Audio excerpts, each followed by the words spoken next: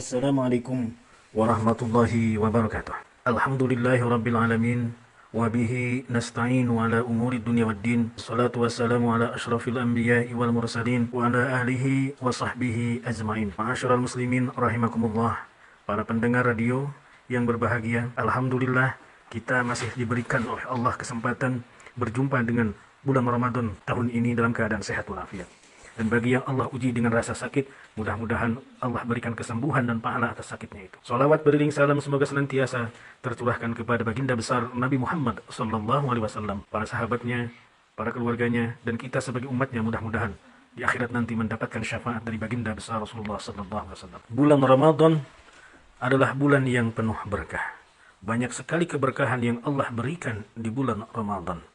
Salah satu keberkahan di bulan Ramadan, Allah menurunkan Al-Quran, yang mana Al-Quran merupakan kitab terakhir yang Allah turunkan kepada nabinya. Di dalam Al-Quran, surat Al-Baqarah ayat 185, Allah berfirman, Na'udzubillahi minasyaitonirrajim, Bismillahirrahmanirrahim. Syahrul Ramadan alladzi unzila fihi Al-Quran, hudan linnas wa bayyinatin minal huda wal furqan. Yang artinya, bulan Ramadan adalah bulan di mana Allah turunkan Al-Quran sebagai petunjuk bagi manusia dan berisi penjelasan-penjelasan terhadap petunjuk tersebut serta pembeda dari yang benar dengan yang batil.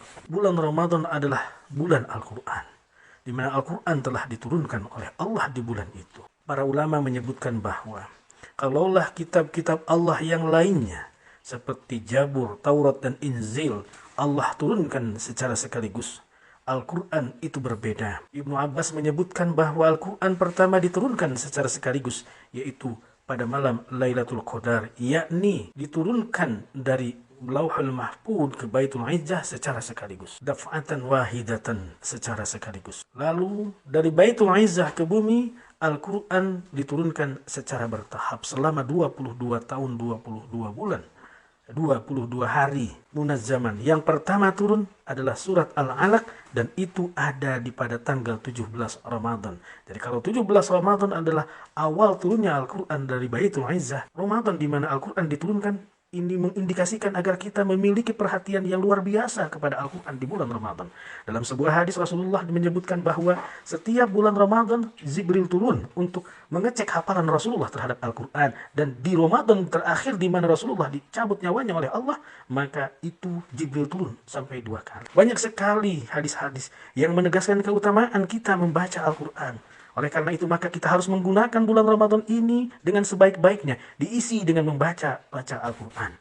Dalam sebuah hadis yang diriwayatkan oleh Imam Muslim, Rasulullah bersabda, "Majtama'a qaumun fi baitin min buyutillah, yatluna kitaballah wa yatadarasuna bainahum illa nazalat alaihimus sakinah wa ghasyiyatuhumur rahmah wa haffathumul malaikatu wa zakarahumullahu fi man indah." Tidaklah satu kaum berkumpul di salah satu rumah Allah, yakni masjid, sambil membaca kitabullah Al-Quran, dan mereka pelajari Al-Quran, isi Al-Quran itu, kecuali yang pertama, nazalat alaihimus sakinah, akan turun kepada mereka ketenangan, akan turun kepada mereka ketentraman, akan turun kepada mereka kebahagiaan. As-sakinah ini adalah sesuatu yang hilang sekarang. Banyak orang yang galau akan masa depannya, banyak orang yang resah akan kehidupannya. Maka orang yang membaca Al-Quran dan mempelajari Al-Quran, maka akan diberikan oleh Allah ketenangan, kebahagiaan, ketentraman, yang mana ini adalah hal yang sangat mahal dalam kehidupan sekarang.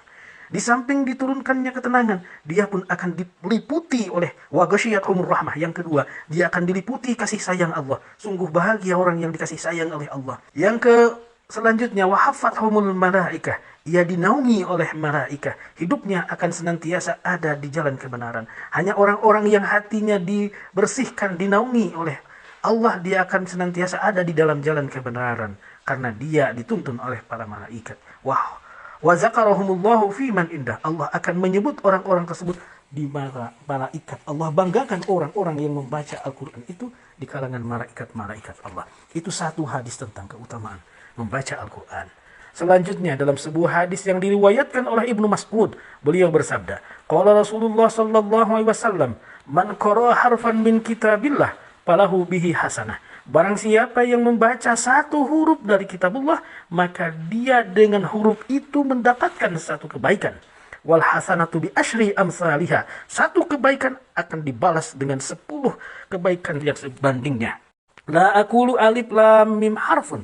Aku tidak mengatakan alif lam mim harfun satu huruf, walakin alifun harfun. Tetapi alif adalah satu huruf, walamun harfun, lam satu huruf, wa mimun harfun, dan mim adalah satu huruf. Jadi ketika kita membaca alif lam mim, itu bukan satu huruf atau satu kebaikan, tetapi alif satu huruf berarti satu kebaikan, berarti di 10 kebaikan.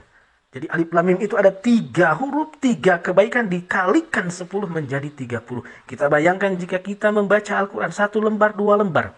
Berapa huruf yang kita baca? Kalikan dia dengan 10. Alangkah banyaknya pahala. Itu di luar bulan Ramadan. Apalagi di bulan Ramadan yang Allah berkahi, Allah lipat gandakan pahalanya bagi orang-orang yang membaca Al-Quran.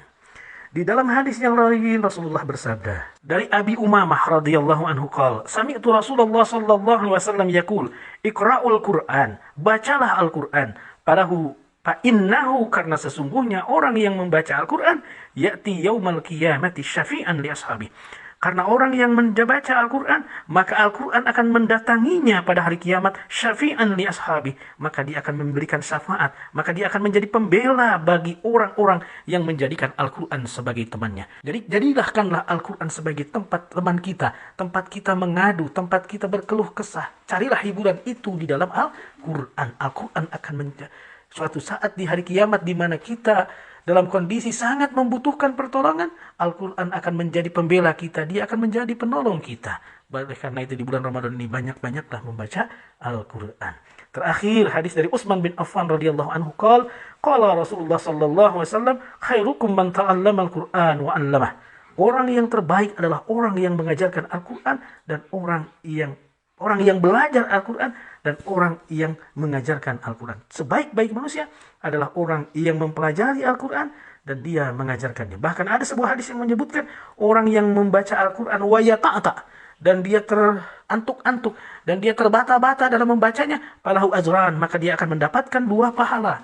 Inilah keuntungan dari kita membaca Al-Quran di bulan Ramadan ini. Bulan yang penuh berkah. Maka isilah bulan Ramadan ini dengan membaca, banyak-banyak membaca Al-Quran. Banyak-banyak mempelajari Al-Quran.